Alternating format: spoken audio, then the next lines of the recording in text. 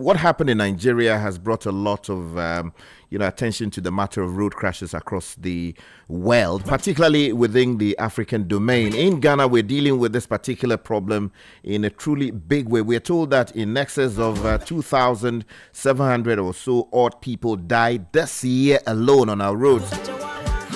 And it is really, really troubling, especially as we celebrate the Christmas activities and then also the New Year, which is just fast approaching. A lot of things happen on the road that create a lot of problems for families. We lose, breadwinners. We lose husbands. We lose, wives. We lose doctors. We lose nurses. We lose journalists. All of them pass because of one irresponsibility or the other, or the conditions of the roads. I plead with you to ensure that wherever you are going, wherever you are coming from, please do your part so that you get to your destination safely, because it is always better to get in safely than in pieces.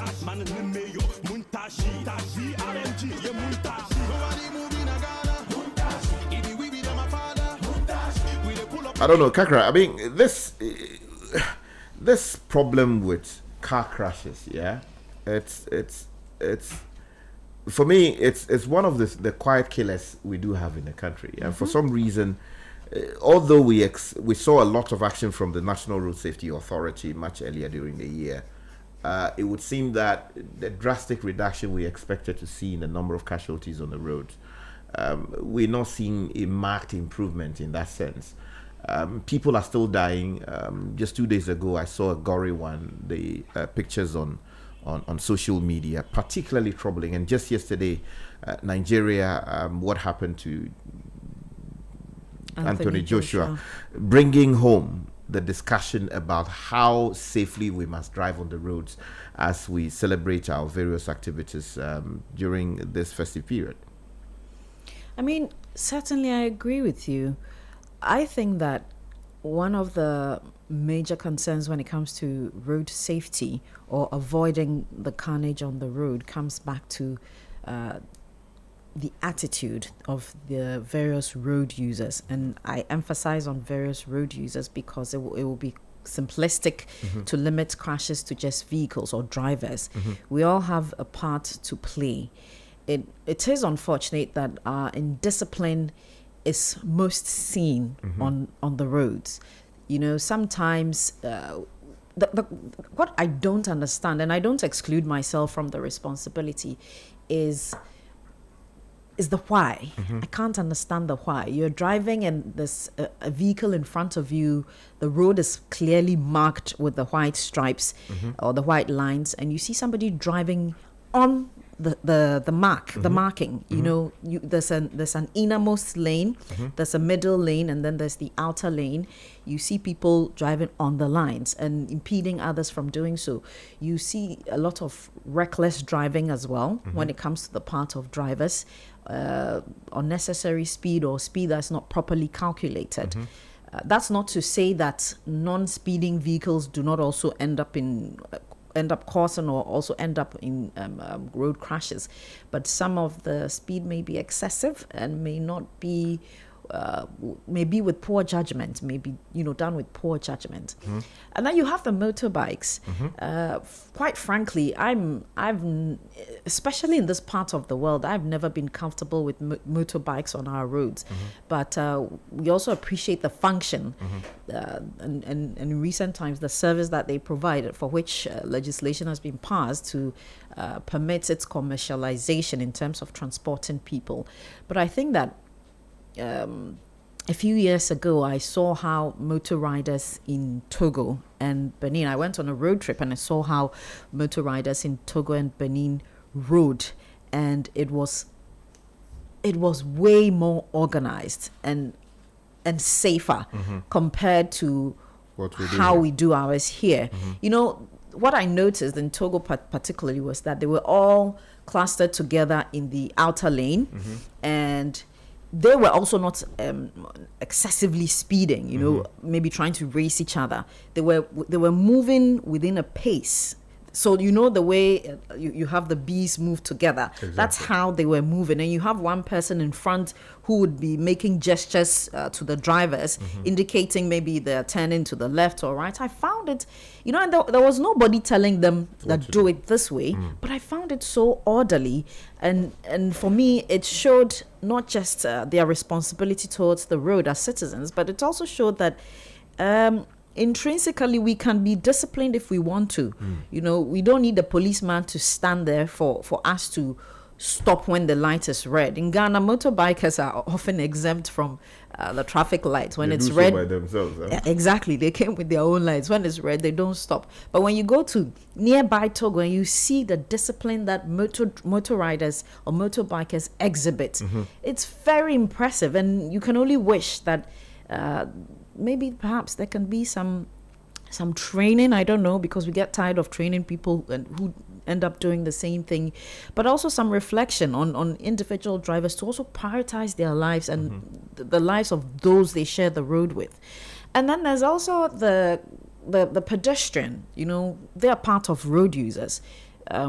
We have a habit of walking respectfully. I don't know what better word to use. Aimlessly, sometimes on the road. You see somebody is lost in thought. There's a lot of jaywalking. They are crossing the road at places they are not supposed to cross. For example, popular example is the Medina, what do you call it, junction, where there's an overhead. There's a bridge that you can walk over.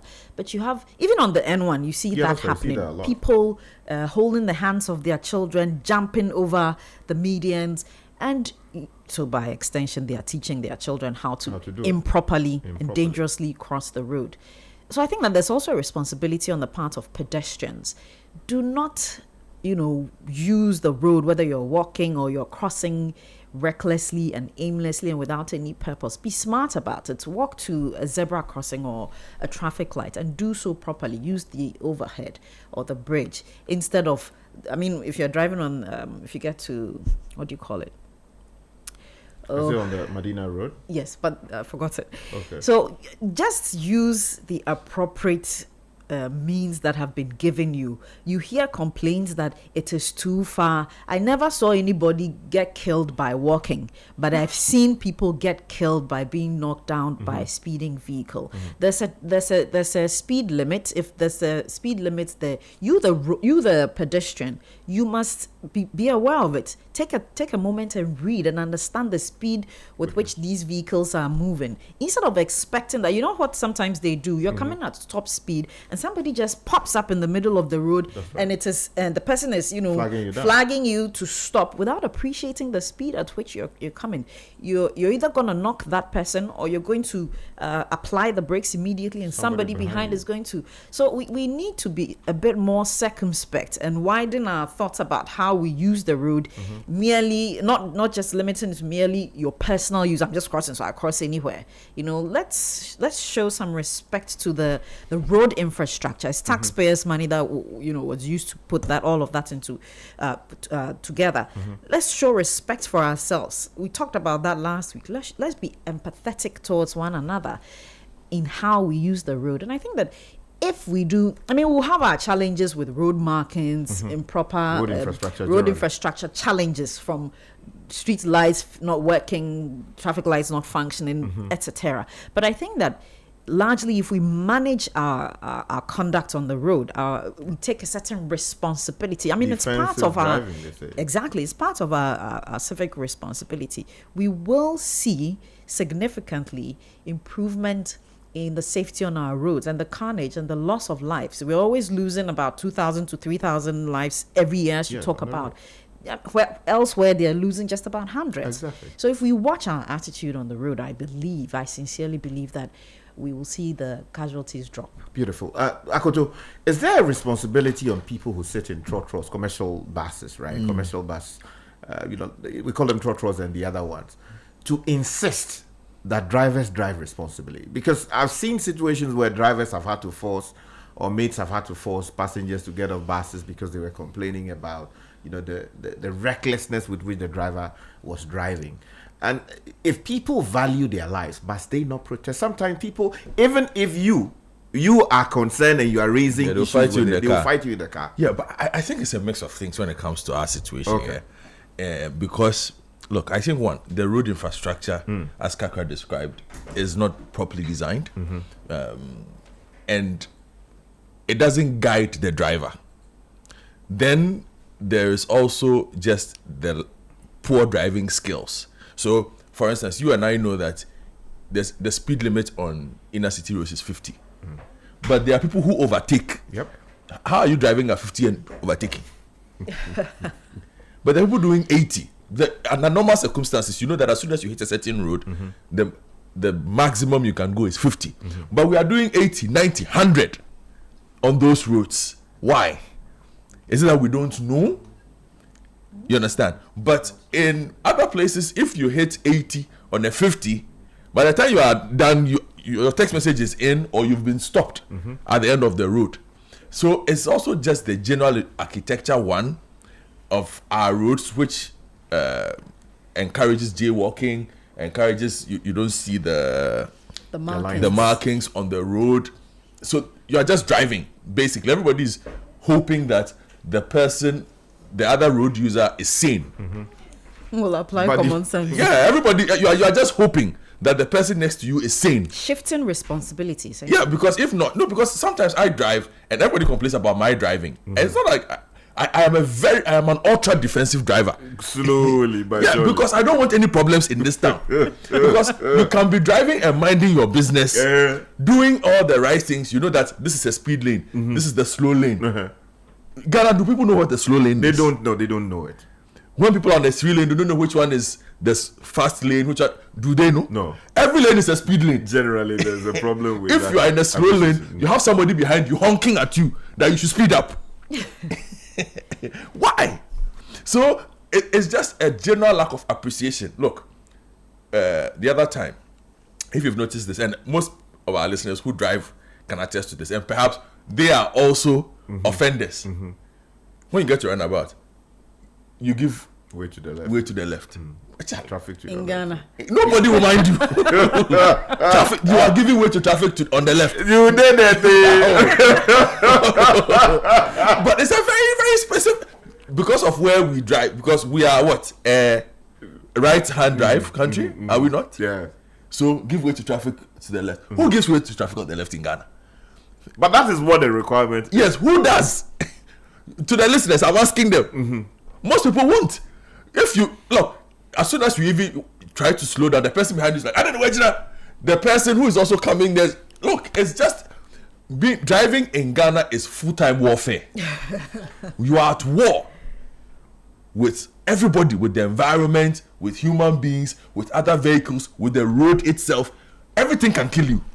Wow. Everything can kill you. So I am not surprised by the numbers that we have seen, which are 3,000. crazy. And look, sometimes we tend to look at them as statistics, and so we lose feeling of what it means. 3,000 human beings. Look, there are weekends where we come back from. There are Mondays where we come back and we're doing the newspaper review, and within 3 newspapers, you've counted 200 people dead. Yes. 3 newspapers. That's right. On the road, simply because a person wanted to leave point A to go to point B. And sometimes, like, I've seen, like, on Twitter and other social media platforms, people share those on the Kumasi road. Accra. I made a very conscious decision Not to. that if you are in Kumasi and you need me, either you are buying me an air ticket or we are talking on phone. That's right. I don't travel on that road. It's crazy. Last week, my good friend Rasta, Honorable Collins Adumakumensa, sent me a message. And he said, look, for those he's an MP, and he uses that road almost every weekend. And he says, when you make it, You have to pray. you go to church and just pray and thank God that, hey, or you go to the mosque and thank Allah, or whichever deity you worship, that you have made it. Because there's just so much chaos on that road. People are overtaking at points, the road is dark. There are trucks that are parked on sections of the road that are not supposed to be there. You know, we need to look at the road designs again. I have complained about it that, look, the way we design our roads does not sometimes I'm no engineer, but sometimes you use the road and it's like it doesn't take into account safety and the people around. Okay, so you end up having some of the incidents. Look, on the Kumasi road, for those who use it, is there an exit for trucks? So if my car, I had a car problem, where do I exit? And go and park. The car. There are no exits on our roads. So it's like you are just going. So as soon as you have a problem, you have to park on the road. On the road itself. And you don't have a triangle. And you don't have a triangle. Nobody, all those things. But at least if you had an exit, you know that, oh, there's this point. If I'm able to get here. You can then I can just use that to park and stay off the road so that other road users can go. But we don't have all those things designed into our road. So it's just constant warfare. Constant. Look, 2 months ago, I was walking on one Sunday, on my usual Sunday morning, on the Randolph Road.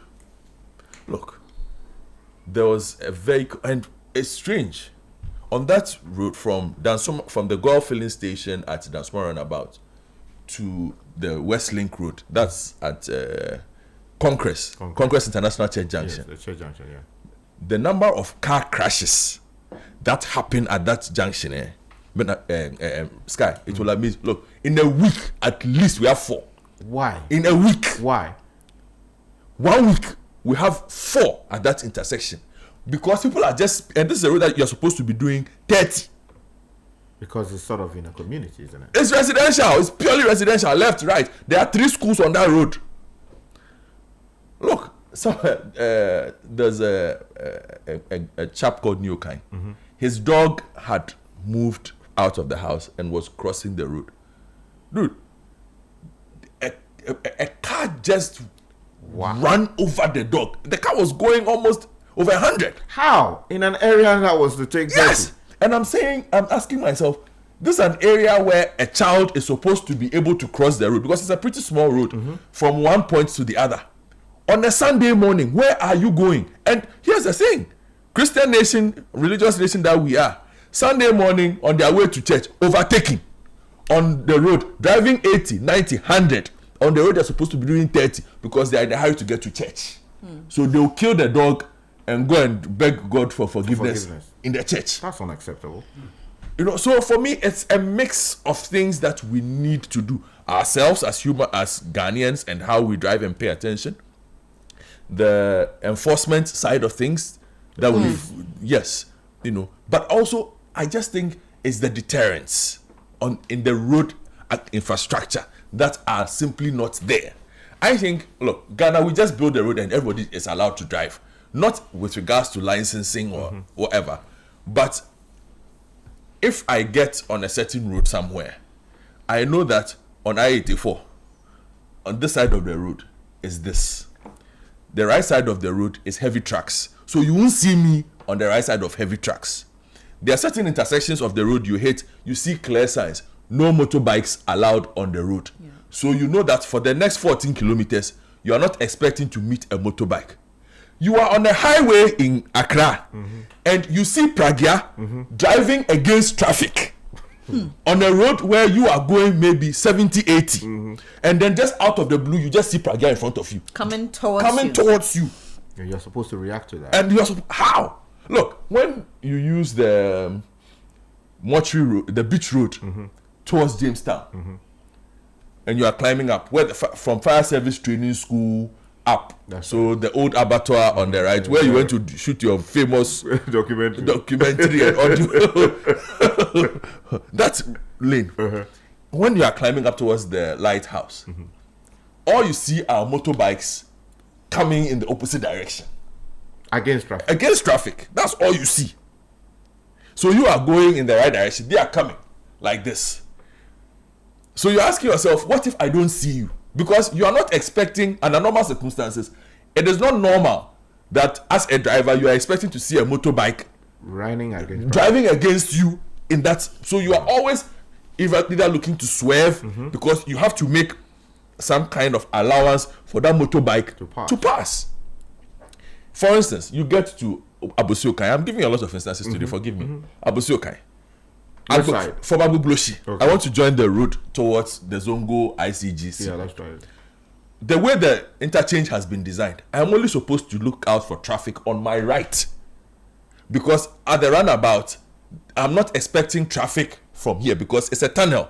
So I'm turning straight into the curve and then I will join the road and then I go. So I look out for traffic on my right. That is those coming from Royal House, Kaneshie, who are also headed towards Kolebu, the Kolebu Road. Yeah. But because of what has happened there, now if you look right and you don't look left, you end up running into somebody because that entire section is a motorcycle station. It's an Okada station. Really? So you have the Okadas picking people up and now headed towards Agbogblosi. So they are coming against you. You are going forward. They are going in the opposite direction. So instead of just looking right so that you can make a turn left, now you have to look right and look left. So what if you turn left and by the time you look right, somebody is there? And it happened. Last time I almost hit a motorbike because I checked left. By the time I moved back to my right, somebody was just on my side. And that is where you also meet the and I will insist on this. Look, they need to do something. We don't say enough about the problems that these, and last time I said it and they insulted me, but I'll say it again. The Pragyas and the other ones, the ones that pick up the waste. Okay, yes, the Bola people. Yes, look, Aboboya, and the ones that carry the water, they use it to tanker services. No. Sachet bags. So they load them with bags of Yes, water. Yes. Okay. The MTTD and the National Road Safety Authority need to, and this is an idea, perhaps just say, okay, you are sharing the road with other road users. Because one, I need to ask, are the Bola vehicles, the people who ride them, do they have licenses? Well, you would assume that the vehicles have plates. Well, what kind of license? Even if the plate is even properly registered. What kind of license do they use? Because include the DVLA then. Yes, DVLA, because the police are always stopping us to check our licenses. I've never seen them stop those people to check licenses before. No. I've never seen them because it looks like when you drive the Bola truck, it's a special permit to just move into town. And I have a niggling suspicion that most of those folks don't ride with licenses. And you see, here's the thing I was talking about. You are on a road where perhaps you're supposed to go 80. That thing is on the road going 30. And then switching lanes as and when, because they're just looking for the most convenient place to turn. Two, they just stop anyhow. Sometimes without tail lights. No, they don't. There's no tail light for anything.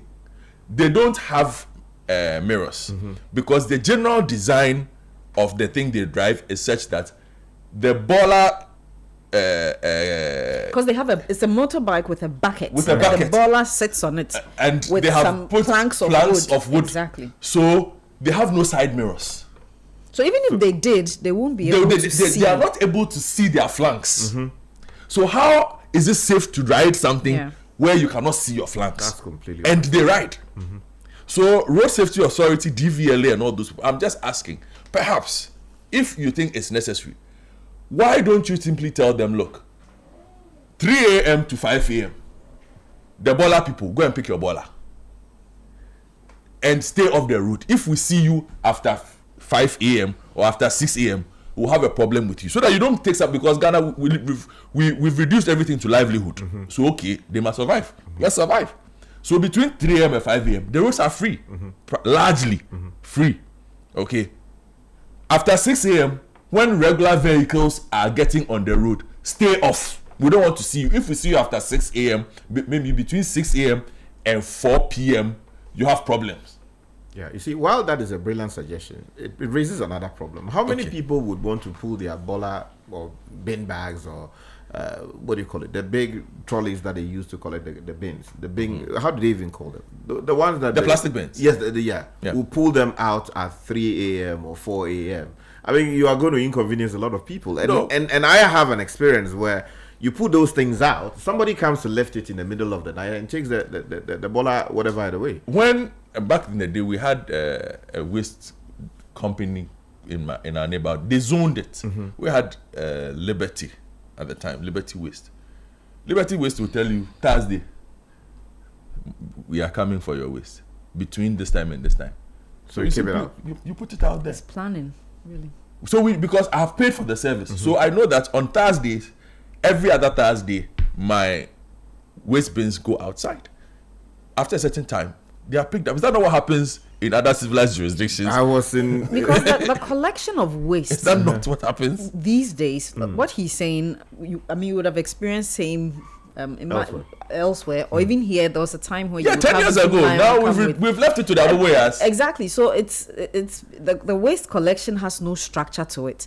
It's young men sitting on aboboyas with the planks of wood covering the four sides, moving around, blowing their horns really loud that we are here to bola. Exactly. And then they come, they take it, they transact. So there's no structure to it, unlike in the past where you have a truck, a proper fit for purpose vehicle come around and you collect, and I don't have to be there when they are collecting or transact, nor is the truck going around blowing its horn. That we've reduced. We've lowered the threshold. Exactly. Because we say that we want to engage a lot. They said they wanted to reduce the entry barriers. Not necessarily. I think something has gone fundamentally wrong. I'll ask a question. Okay. So, for instance, the person who lives at, say, an NCHC flat, forgive me, is it Raboboya that goes there to pick the refuse? No. They have the proper boiler truck go there. The Zoom Lion one. The refuse truck. Most of the planned estates in this city and other places, how come they are still able to get those services? But the other parts of the town, not planned. No, but I live in Danswa. Danswa was planned. There's lots of appeal. Kanesi was planned. Awudome is planned. Airport is planned. So do the Aboboyas go and pick up refuse from airport residential area? I do cantonments a lot, and you know why, but I have not met Aboboya on that route, or Pragia in those areas before. They get their refuse picked up properly. So why is it then that we somehow have left certain areas to the Aboboyas, the vagaries of Aboboya, and they move in? And you see, the thing is, what they do is they redistribute the filth. Yes. Because as they are going, they are just leaving the filth. They don't care. They don't trap the rubbish properly. There's nothing. There is no. They don't segment the waste. They are just picking things up. So a funny observation I made. Yes, talk to me. That you see them standing on top of the pile of waste, and when people have bagged, they rip the bags and put everything together. So maybe if somebody bagged plastics separately from maybe kitchen waste, you see that they rip the rubber, the poly bags that the rubbish is in, and they put everything together. So not to digress, I just think we in the new year, DVLA. Mr. Amaliba and his office and all those people, and the assemblies, perhaps give a time. Since you say we should share the road, give a time, because look, a lot of the accidents we also have are caused by those vehicles, by people who react to the unusual driving of those vehicles. To save a life, you end up killing yourself because somebody will just stop, improve because look, if I'm a new road user in Accra, my understanding of joining the interchange Abosiokai from Kaneshie is that, as soon as I climb over the top, straight to Graphic Road. Now I get over the top, and you are allowed to speed on that thing anyway, because that thing is like a 70 and 80 if I'm not mistaken.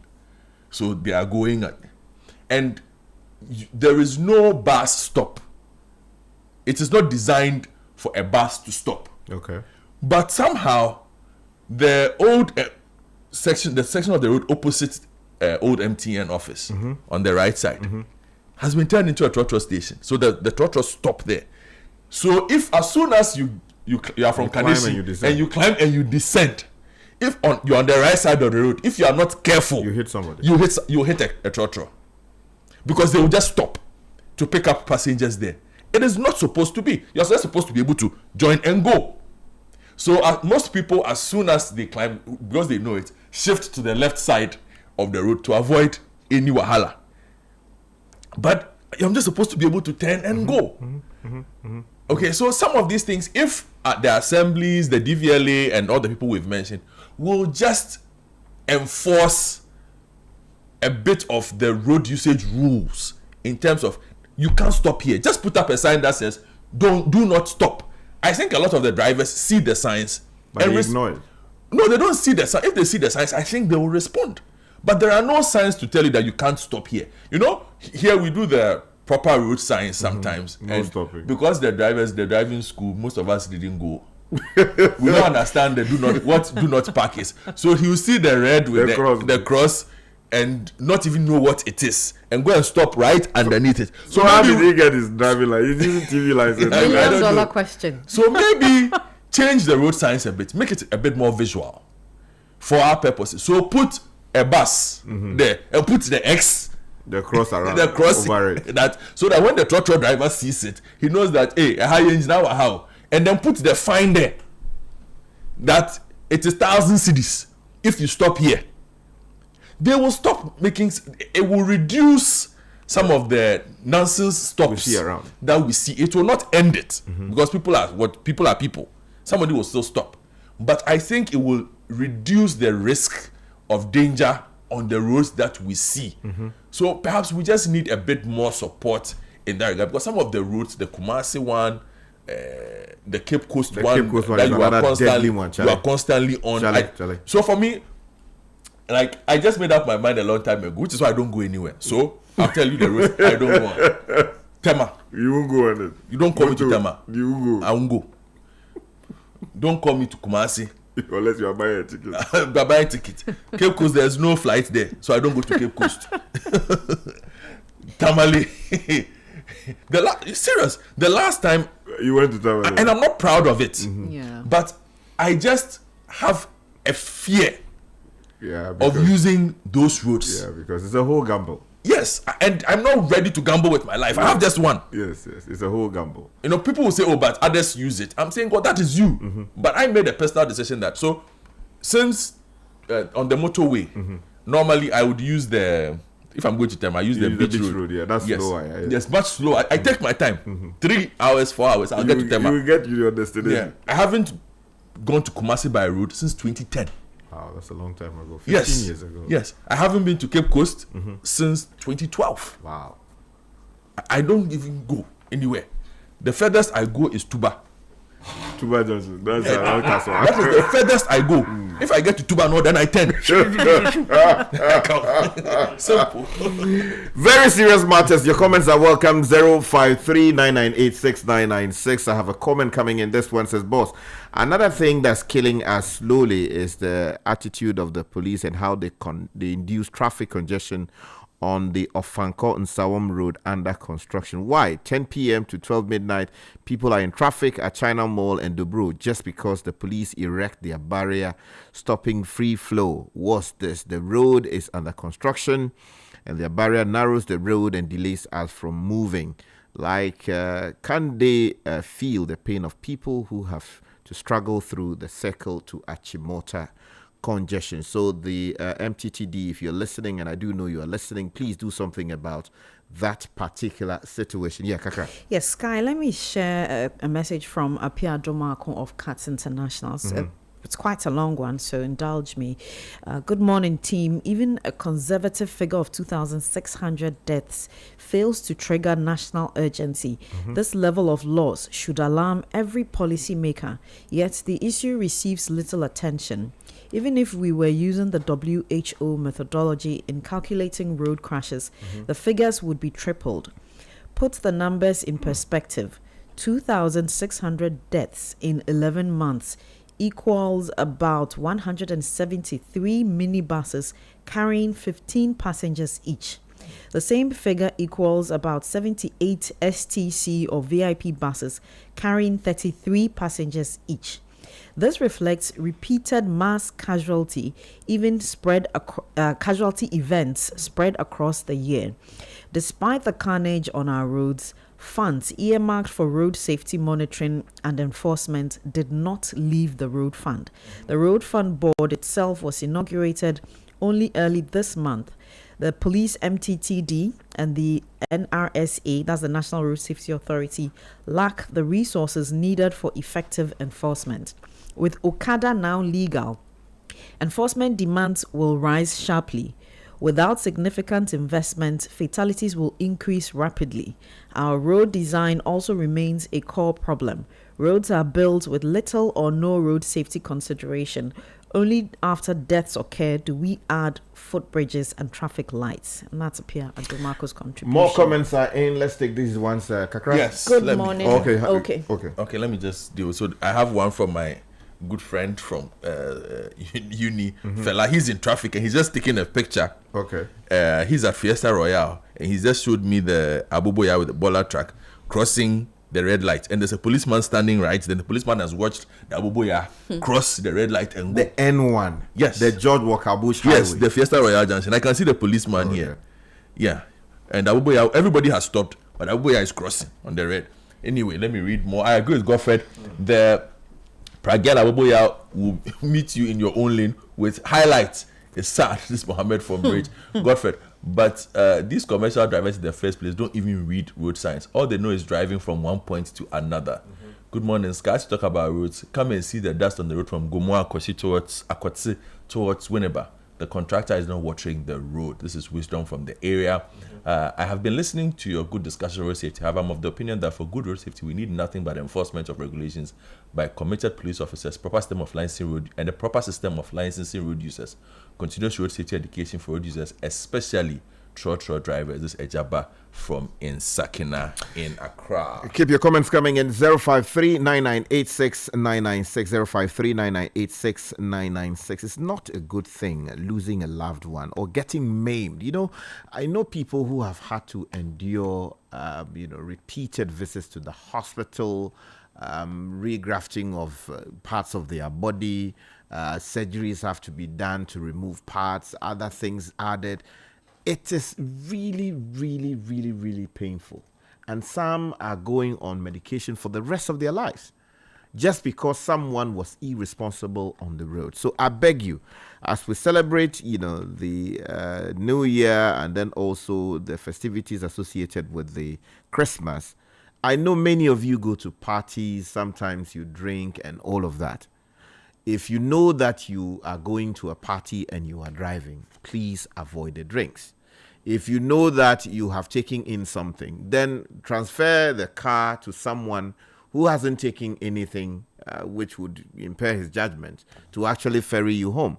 But where you go, drink heavily, and then you are the same person moving people around, it becomes a problem. I beg you, we need you alive so that we can build our country. Go for it. And I beg you, just give me a minute, We also need the police, particularly during the festive period, to check we are happy to have famous personalities in our country. We are happy to have them. But it does not mean that because we want them to keep coming, we allow them to misbehave.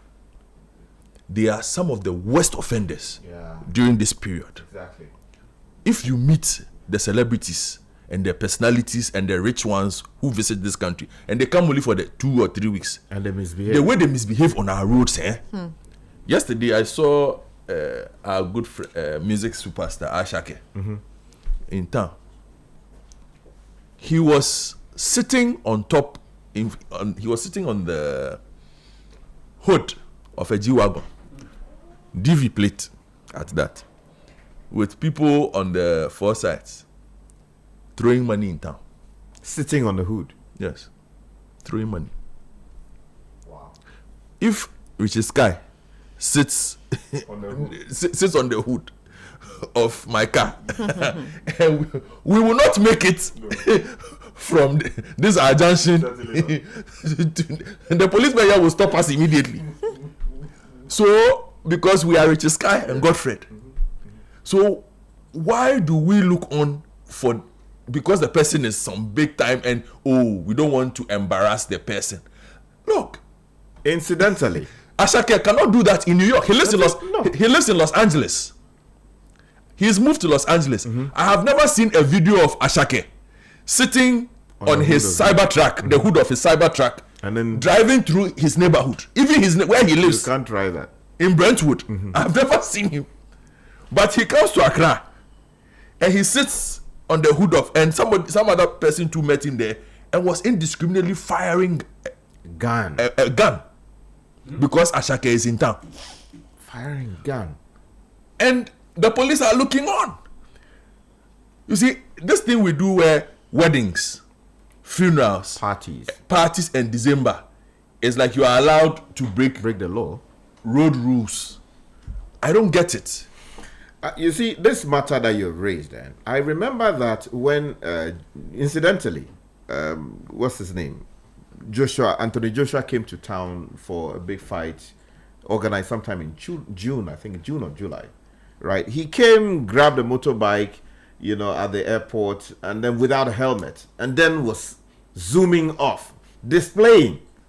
I had cause to actually raise concerns about it. Of course, Ghanaians, well, why are you the only lawyer in town? Without a helmet. Because the law says that you are subject to specific things when you are on the road. Imagine if something had happened. In other countries, you can't get away with that. A visiting U.S. official went with an official of the U.K. to go and do fishing somewhere that he ought not have gone to do fishing. The guy was subject to what? The law, fine, imposed because he had contradicted what the provisions of the law say. But in Ghana, anything is possible to a large extent. Let me take you to the line now and speak to Abraham Amaliba, who is the acting Director General of the National Road Safety Authority, to ask him a few questions about the crashes we continue to see on our roads. What special plans are in place to ensure that this particular festive season, we do not see a rise in the numbers? And then also, with the passage of this new legislation to allow for motorbikes to operate lawfully on the roads by moving people around the city and beyond, what exactly is the plan to ensure that we do not get a lot more of our people killed prematurely? Mr. Amaliba, thank you so much for joining us this morning, and greetings of the season to you. Same to you, and let me say that you guys are doing a great job, and we at the National Road Safety would continue to partner you to ensure that our roads are safe.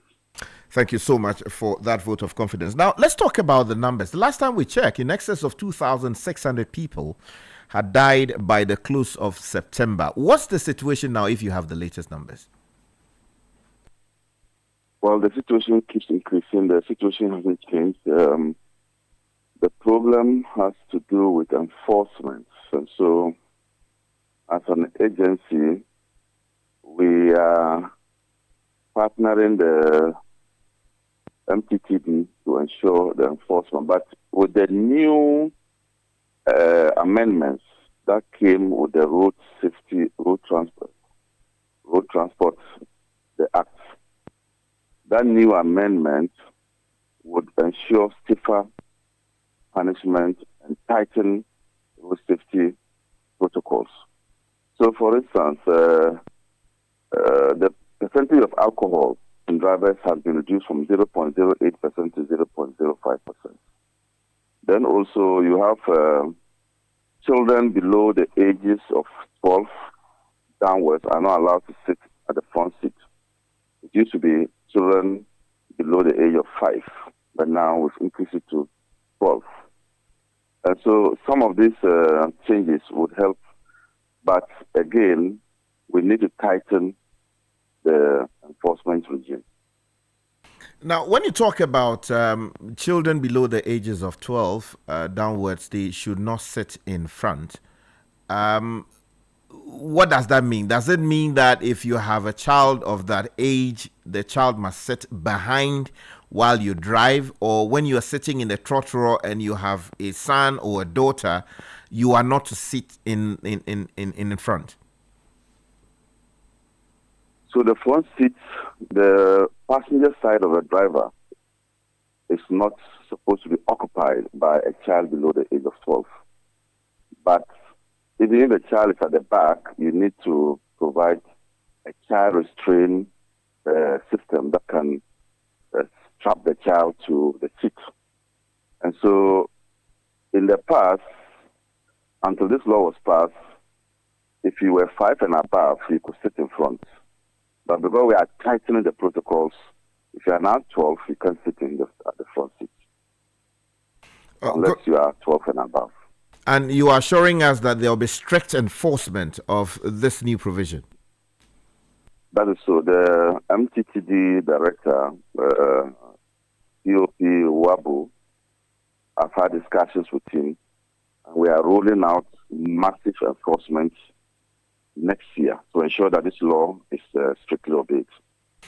Now, another thing is the lack of seat belts in our trotros and vehicles doing long journey, as we call them in local parlance, from Accra to Kumasi, Accra to Aplau, Accra to Cape Coast, Takoradi, all these stretches. You have many buses, people go on them, make these journeys, but you realize that in some cases it is only the drivers who are in seat belt or people sitting in front. But you go into the vans themselves, people just sit without any system to restrain them should there be a crash on the road. Are we going to see some movement towards enforcing the law as to ensure that even trotros do have seat belts? So the amended Road Traffic Act also talks about seat belts. And so the new amendments does not just talk about the availability of seat belts, but also talks about the quality of seat belts. So Standard Authority has some standards regarding the kind of seat belts your car must have. Beyond that, there was a law that was passed before I even came into the system to ensure that trotros also have seat belts and ensure that people are strapped whilst they are in the seat belt in the car. I think that we need to go back to that law and look at it. You've actually drawn my attention to that particular provision, and I'll look at it and see how it is going to be implemented. Most of the trotros don't also have the seat belts at all. Don't forget that some of the trotros come in as vans, and then our people here will then convert them into trotros, so the seat belts will not be there. That is a good thing you've drawn my attention to, and I think I'll be looking at it with my people.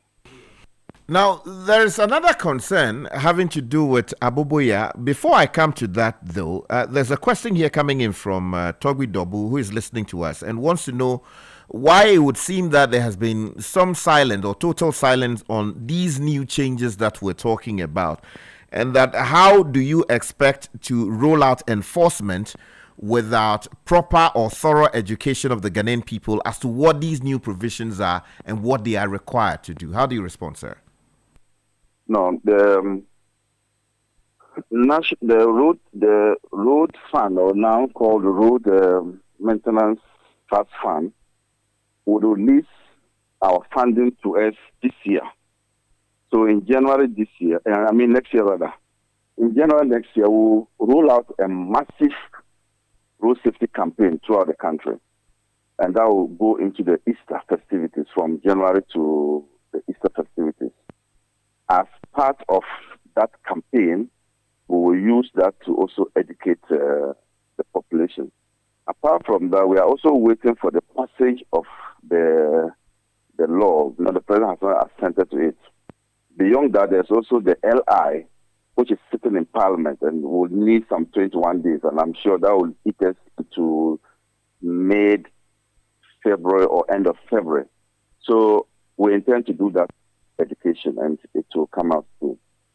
Good. Now, in the meantime, what are you doing about the flood of aboboyas and pragias we continue to see on our roads, collecting rubbish, in some cases moving against traffic, endangering otherwise law-abiding citizens who are using the right side of the roads?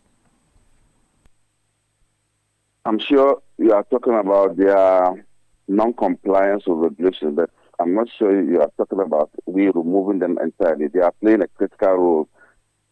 Most of the things that our agencies are not able to do, they come in to fill the gap and take rubbish. So it is about the lack of respect for road regulations.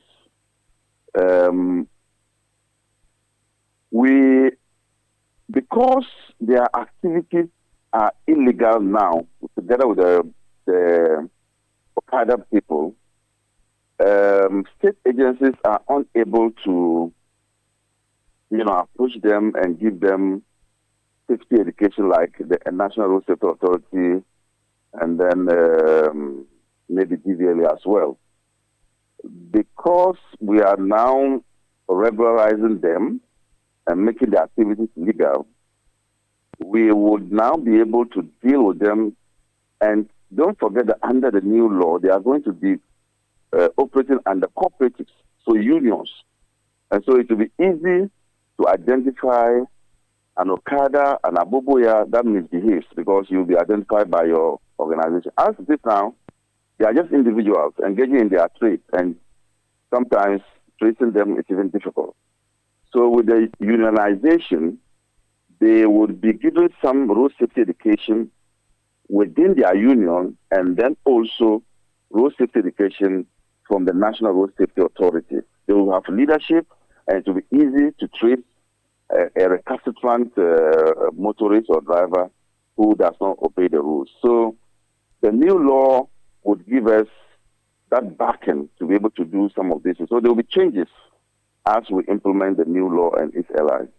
Yeah, but the fact is that we've had laws banning or criminalizing or making their activities offenses on our statute book. For some reason, the authorities, including your institution, for some reason did not intervene to ensure these laws were properly enforced.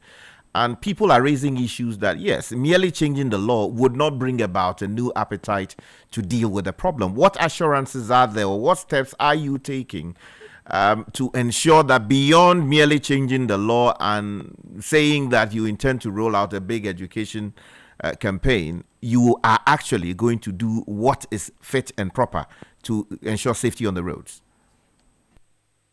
You should know that we all tried to ban these activities. We all tried to ban this Okada, Aboboya. But the more you press on with the enforcement, the police have been arresting them, you know it. The more you do that, the more they are operating. And they are operating, and we are patronizing them. You are patronizing, I'm patronizing them. Journalists are patronizing, they jump onto them. Police is patronizing them. What does it tell you? It tells you that they have come to stay.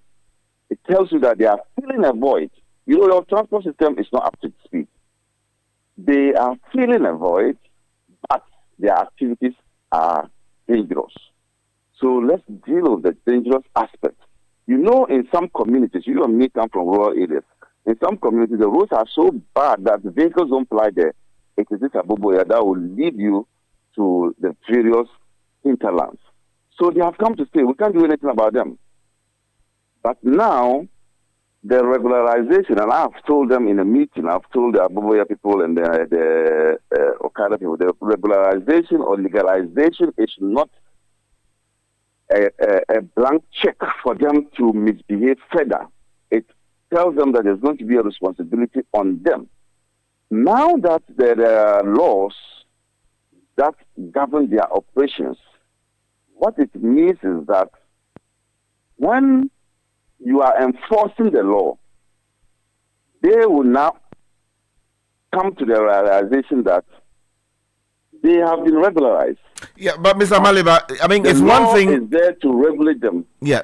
People do what you inspect. So because they know that now there's a law regulating them, and they know that the government or the police or the national road safety is inspecting their activities, they will be up to speed. Mr. Maliba, We back that with training. We back that with training and all these things. You see a new Okada rider in town when these things roll out fully. you see, one of the biggest problems we have with these guys is their use of highways in many cases. You do know that they can only travel so fast. If you are supposed to do, say, 80 on a particular stretch, the motorway, for instance, you find these vehicles, for want of a better expression, this motorbikes, aboboya, pragia, carrying bola and some other things using these same roads, in which case they become a hindrance to vehicles that should be doing around 80, 70. These same bikes change lanes as and when they want to, intervening with, or sort of leading to all kinds of things happening on the roads.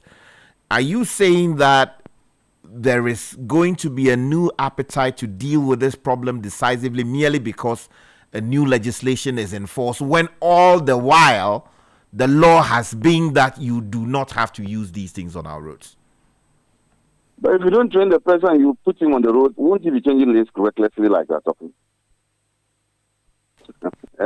But then also, the regulations, when they come out, will limit the movement of, they'll be operating within a certain radius. So you can no longer have an Okada man riding from Kaswa all the way to Tema. You will be limited to various jurisdictions, and the assemblies will help us demarcate those jurisdictions for them. So that is one. And I've just answered your earlier question by posing a question to you. The man is not trained. He doesn't know road signs. He doesn't know road regulations. He's not been licensed to do commercial transport. Now there's going to be license for commercial transport. There's going to be training before the license is given. There's going to be continuous road safety education for them. And that's what I'm saying, that we are looking forward to a new dawn when it comes to the Abuboya and the transport, the Okada system. You didn't train the man. The man just saw a loophole that there are rubbish somewhere, people are not picking them, and can do this for a living. And he has jumped onto his motorbike. And so now, it's not going to be the case. Now we are going to go through the rudiments and ensure that everybody understands road regulations. And so would this also affect the Aboboya people who collected rubbish? Would they also be licensed for the purpose of collecting garbage and then also using their what's the word? Their machines to move rubbish around the capital and beyond? Yes, so this law is going to deal with motorbikes, tricycles, and quadricycles. So the four-wheelers, three-wheelers, and two-wheelers.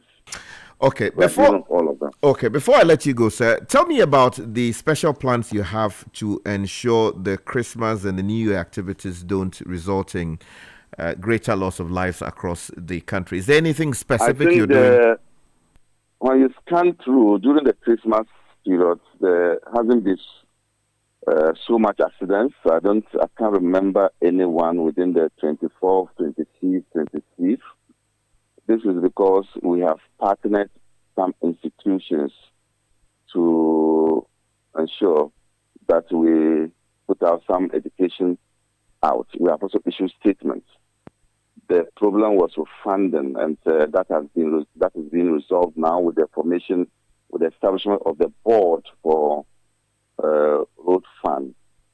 And so this period we've not seen so much accidents. In Nigeria, we just heard about Joshua, stationary vehicles are also a cause of so many accidents. And the new law has also provided that coming next year, every vehicle owner must subscribe to a towing company, which means that once your car breaks down, you have 30 minutes. If it is in the city center, to call your towing company. You are not bound to subscribe to one particular towing company. Or if there are a lot of towing companies, and you can subscribe to them. Insurance companies can also provide that same service, so it's allowed. Then, if it's on the highways, you have 1 hour within which to call your towing company. Failure to do this, then the National Road Safety Authority will come and remove the stationary vehicle and then surcharge you for the removal of the vehicle. So these are the exciting things that are going to be in the LI. It is one thing calling your service provider. It is another thing the service provider responding altogether. Is there a requirement as to the time frame within which a service provider is supposed to respond to a distress call from a subscriber? Yeah, so within 30 minutes, you must call the subscriber and he must respond. So within 30 minutes, the vehicle must remove in the city centers, in the regional capitals, within 30 minutes. Within 1 hour, the call together with your response are within the 1 hour. And your call and the response for city centers is also within the 30 minutes. That's how strict we want it to be. And then road safety will be standing by with a towing company. Failure for these two provisions to work, then the third provision is road safety will not come and tow it away. Am I to understand that on the long stretches from here to Kumasi, from here to Takoradi, from here to Tamale, you would have these service providers located at maybe strategic towns and locations in order to help with this effort? Yes. Together with road safety, we know the hotspots. There are in local parlance, they will tell you that this particular place, every time there's accident, we know the hotspots all over the country. So station also our towing vehicles along those stretches, so that if these two provisions don't work, the third one, which is the road safety one, will then remove the vehicle. We need to do this because stationary vehicles kill a lot of people. Okay. Since you are rolling this thing out next year, how many of these vehicles have been imported already into the country? For you, the authority, and then also the service providers. Do we know? I know that Road Services Management Company, you see them with their yellow, and I think they've partnered the MTTD. They have vehicles which are even packed. They imported them. I think there was an earlier provision under the NPP, which was stopped. That law, I don't know if it was passed or it was not passed, but I think there was a hue and cry. The hue and cry was that why do we all pay to one particular company? And so that company still has its vehicles intact. I am aware that some other providers, because it's a private sector, I'm not able to tell. But for us, we are partnering the private sector to get some of the vehicles for our regional offices as well as the national office. And we want to work with Zonda. They have the facility, and we are still talking to them to see how we can get those vehicles. We can either partner them or we take the vehicles ourselves. Okay, thank you so much, Mr. Amabiliba, for talking to us this morning. He's the head of the National Road Safety Authority, Ibrahim Amaliba, talking to us about what they're doing to improve the safety to improve safety on our roads, and new policies that are coming into effect next year.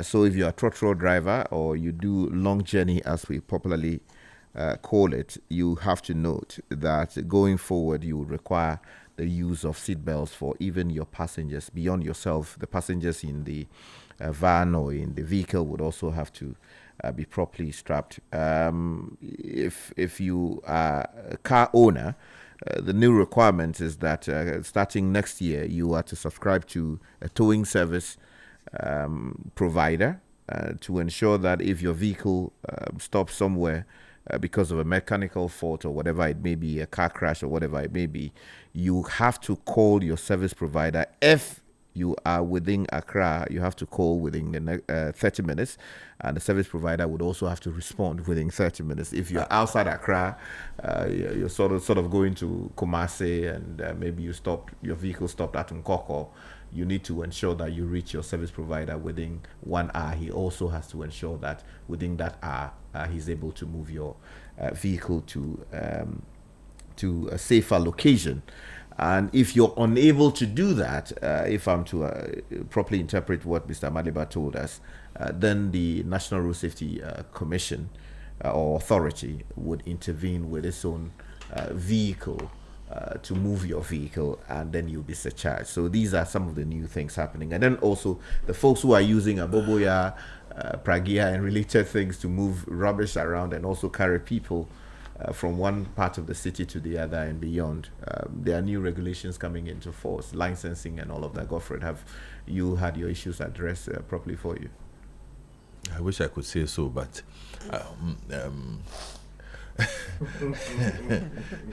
I wish I could say so, but we've heard Mr. Maliba.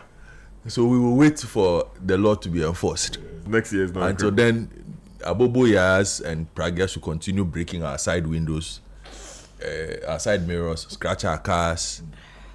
You see? They said they are providing, they are filling a gap. They said there's a gap in the market. He said that you and I use those services. Of course, I don't use. They are illegal. Yeah, they are illegal. He admits they are illegal. Yes, that's right. So how is something that is illegal providing a gap?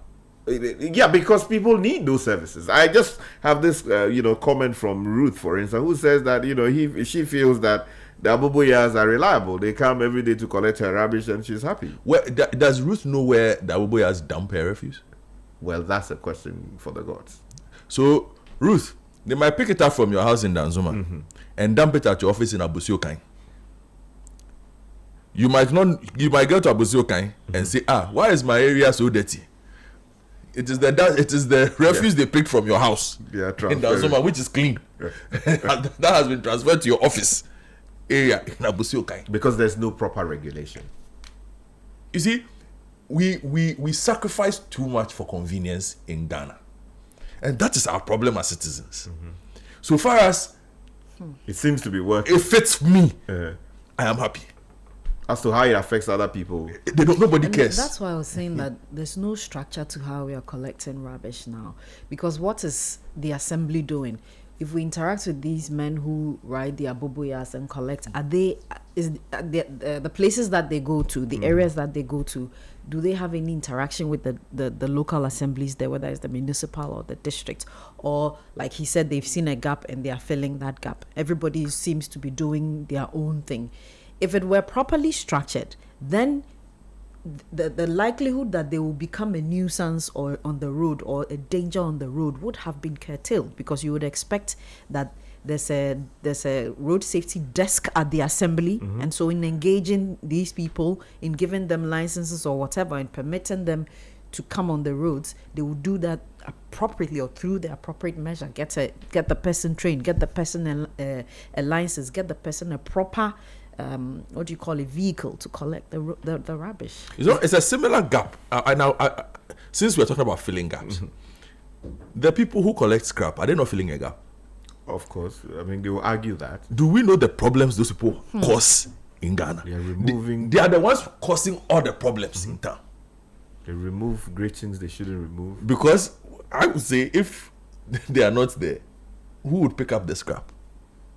But there are proper ways of doing that, which is why at the moment they are able to steal railway tracks, steal culverts, covers, and nobody can deal with it, because normally, if it were properly regulated and licensed, you can trace because the receiver of the scrap has to justify the source of the scrap. Exactly. So if the receiver sees a culvert cover, immediately flag the police. You flag, because this is not something that is available as scrap. It doesn't even qualify as scrap. But they walk in town freely, cutting those things through town. Sometimes with Aboboyas, sometimes with the traditional truck or wheelbarrow, whichever one. they fill a gap. But is that the kind of gap we want filled? They are filling gaps, but in doing so, they are stealing as well. So you see, it's not just about there's a refuse problem, and so Aboboyas have come in to solve that problem because they can come to my neighborhood and collect it. Yes, on their way to picking up the refuse at your house in Kuntunse, they scratched Kakre's car at Insawem. They broke a side window at a Suboy. Somebody dodged them on the road and fell into a ditch or killed someone on the road. All within that movement. That's right. And For that redistributed the rubbish. For that Aboboya to get to your house to pick up rubbish. What kind of bargain is this? Godfred, even if what kind of bargain is this? Even if we're going, let's go with it. There's a refuse problem. Is it up to the Aboboya, the individual who is solving their own problem, to pick up a motorbike with a bucket behind it and go around and pick people's rubbish? No, the state must do that. Yeah, so that is where policy failure comes in. Exactly. For some reason, we've not been able to forge a garbage collection policy, right, that responds to our peculiar needs and how we've planned our communities. And also people complain, it's too expensive getting these big trucks in, and we undermined the service provider in the space. All kinds of questions about, is Zoomline able to do it? Matters came in, and then contracts, we say we are not going to renew them. And then we see the city dirty. So then these guys then intervene to say that, well, if nobody, Papa Nyesha, Boni Nyesha, yeah.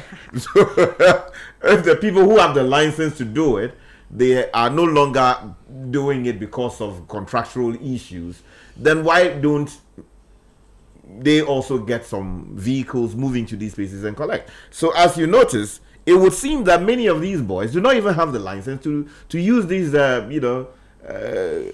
machines in the first place, but they are on the road. Yeah. That is why they will be riding against traffic and hope that you avoid them.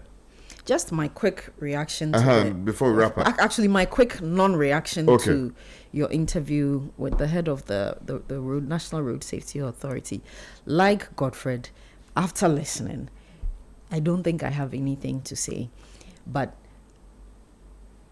I don't want to say that I'm disappointed, because I don't probably want to sound like in Spanish we say agua fiesta. No. What does that mean? Pouring water into somebody's party, etc. I don't want to come in as an individual with doom.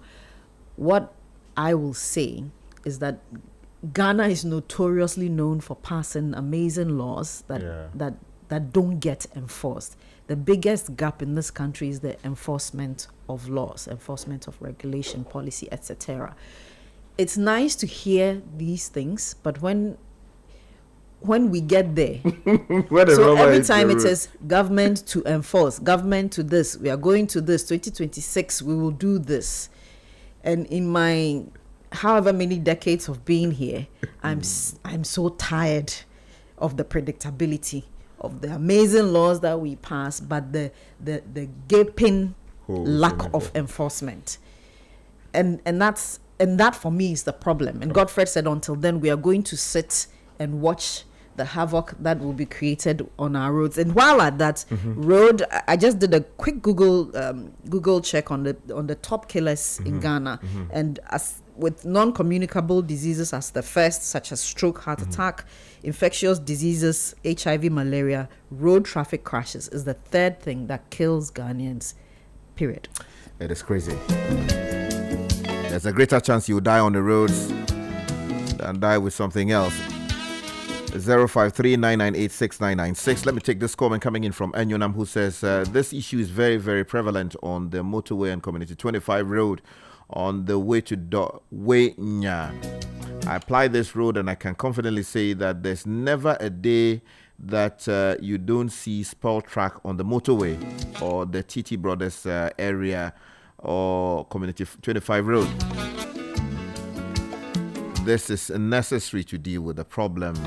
Talking about the service the towing services that we'll be using starting next year, hopefully. And this one, before I go, says it's coming in from Alistair, who says, great questions, but isn't it better for the state to get private sector players on specific routes to work with the police to remove breakdown vehicles from the road? In Senegal, when a vehicle breaks down on the highways, because there are cameras monitored by the police move in first and then have the vehicle towed by a private sector company to a safe location at the owner's expense or through the owner's insurance company. Secondly, where will these tow trucks be sent? We need to get serious as a country. We are constructing new roads without all these safety provisions. A great one there coming in from our Leicester. A reckoning, you see, because the reckoning is being had by our neighbors. Somebody just sent you a text from Senegal. Yeah. And our listeners are all over the place. The reckoning must happen. You see, because we assume that, everybody is the same. Ghana, dirty December. Yes. Ghana experience, something. Charlie, our neighbors, the practical steps Ghana might be happier, wealthier, perhaps, but quality of life. Our neighbors have figured it out and are taking steps. We are still not taking those steps. Yes, sir.